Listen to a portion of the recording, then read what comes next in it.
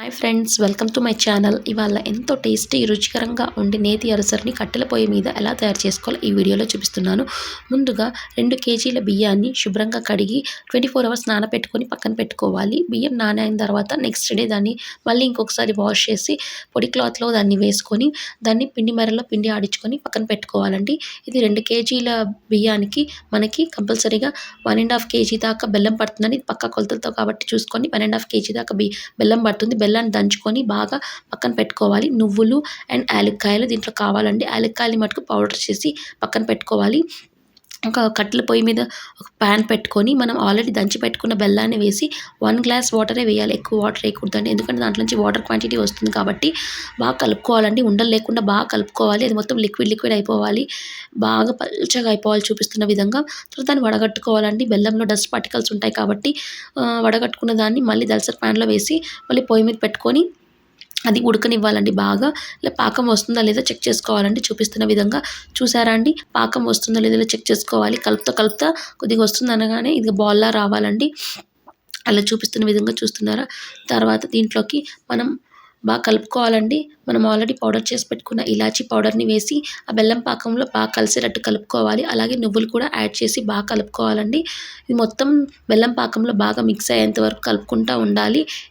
బాగా చూపిస్తున్న విధంగా కలపాలి.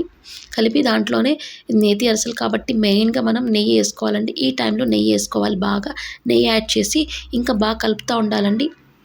కలుపుకొని పక్కన కింద పెట్టుకోవాలండి. కింద పెట్టుకొని మనము ఆల్రెడీ పిండి తీయించుకొని పెట్టుకున్న బియ్యం పిండిని కొద్దిగా వేసి కలపాలండి. ఎక్కువ ఒకేసారి వేసుకోవాలి, కొద్దిగా వేసి కలపాలండి. కొద్దిగా వేసి ఇలా ముద్దలా అవుతుంది చూసారండి.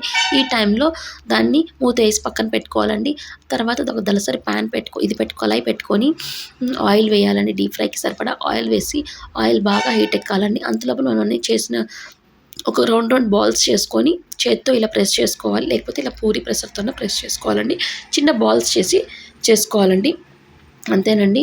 ఇలా తీసి దాన్ని ప్యాన్లో వేసేయాలండి. అన్నీ ఒకేసారి వేయాలండి. చూసారా, లైట్ కలర్ చేంజ్ పూరిలా పొంగుతున్నాయి చూసారా అండి. ఎంత బాగున్నాయి, ఎంత బాగా పొంగుతున్నాయో చూసారా అండి.